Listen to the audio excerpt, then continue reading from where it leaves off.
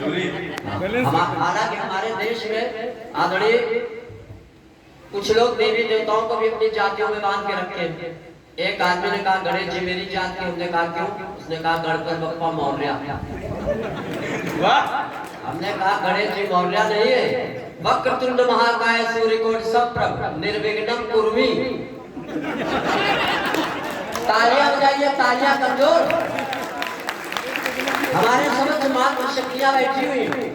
एक दिन मेरी पत्नी ने कहा, मैं भी उनको नवरात्र में 9 रूपों में आप लोग पूछते हैं, मैं तो घर ही में पूछ देता हूँ। जब मेरी पत्नी भोजन परोसती है तो अन्नपूर्णा हो जाती, वही जब छोटी छोटी बचत करती तो लक्ष्मी माँ हो जाती, वही जब बच्चों को शिक्षा प्रदान करती तो सरस्वती हो जाती। लेकिन अगर वही प्रेमिका के साथ देख ले तो रणचंडी भी हो जाती, कई रूप। तो एक दिन मैंने ऐसे हंसी में कहा कि अगर मैं गणेश हो जाता तो लड्डू खाने को मिलते।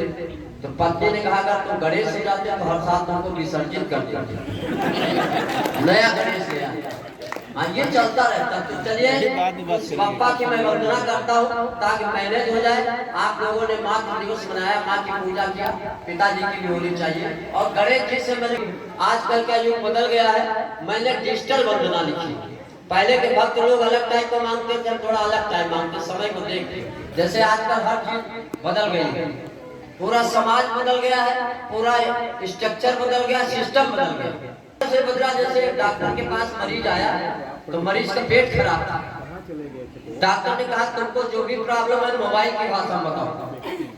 तो मरीज ने कहा सर सुबह से मिसकाल से आ रही, पूरी काम नहीं लग रही, भाई प्रेशर हो रहा है, इनकमिंग ठीक है, आउट गोइंग में परेशानी। तो डॉक्टर ने कहा तुम्हारा जो है सेट ऑफ कवरेज एरिया से बाहर है।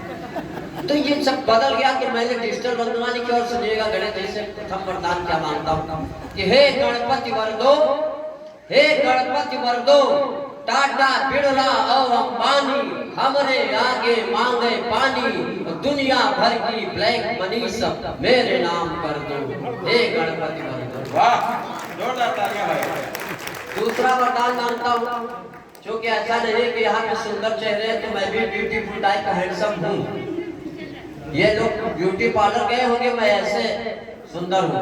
गणेश जी से सुंदरता मांगी कि चाहे आलिया हो कटरीना, हम पर रीझे सभी हसीना, रिद्धि सिद्धि के दाता हमको ब्यूटीफुल कर दो, हे गणपति वरदो, हे गणपति वरदो। और ये जो ब्यूटी पार्लर है, केडी दादा की 2 पंक्तियां याद आ गई कि ब्यूटी पार्लर के लिए उन्होंने लिखा कि ब्यूटी पार्लर माँ हर काम बढ़िया लागत है, भैंस घुसे निकले तो बढ़िया लागत है। लेकिन ये ब्यूटी पार्लर का पहला प्रयोग अगर किसी ने किया होगा तो त्रेता युग में सुपर्णखा ने किया होगा, जब भगवान राम के पास आई ब्यूटी पार्लर से 16 वर्षीय युवती बन के आई। तो लेकिन एक बात ये समझ लो, जो महिला ब्यूटी पार्लर चलाती अगर उसको देखो तो लगेगा हिडिंबा मरी नहीं है, सुपर्णखा जिंदा। और मैं तीसरा वरदान मांगता हूँ गणेश जी से, देश के नाम पे मांगता हूँ, क्योंकि राष्ट्र मंगल की कामना नहीं की जाती तो कुछ भी नहीं। चाहे जो दुश्मन देश हमारे, जो हमारे देश पे आंखें गड़ाए रहते हैं, एक चाइना एक पाकिस्तान, उसके लिए लिखा गणेश जी से मैंने कहा जैसे प्रभु आपकी नाक ऊंची और लंबी वैसे मेरी भी नाक ऊंची और लंबी हुई। जैसे जग में ऊंची नाक हमारी, चीन पाक पर धाक हमारी, पटक पटक कर इनको मारो इतना पावर दो, हे गणपति वरदो। देश के नाम पे तालियां कमजोर है। मैं निवेदन करना चाहता हूँ, हमारे गोंडा में और यहाँ मंच में भी, यहाँ में भी मैं राष्ट्र भक्तों के बीच में बैठा हूँ। अभय निर्भीक जैसा ओज का सशक्त हस्ताक्षर जहाँ पे बैठा हूँ, राष्ट्र की मुख्य धारा से भी आप जुड़ेंगे। तो मैंने कहा कि चाइना हो या पाकिस्तान हो, कविता लिखने से देशभक्ति होती हो ये तो संभव है, लेकिन ऐसे भी देशभक्ति नजर आती है। जैसे मैंने अपनी हड्डियां देश को दान में कर दी, हाँ कि मेरी हड्डियों से देसी कट्टे बनाए जाए। हाँ विकास भाई, एक आदमी हट्टा कट्टा भीख मांग रहा था, मैंने उसको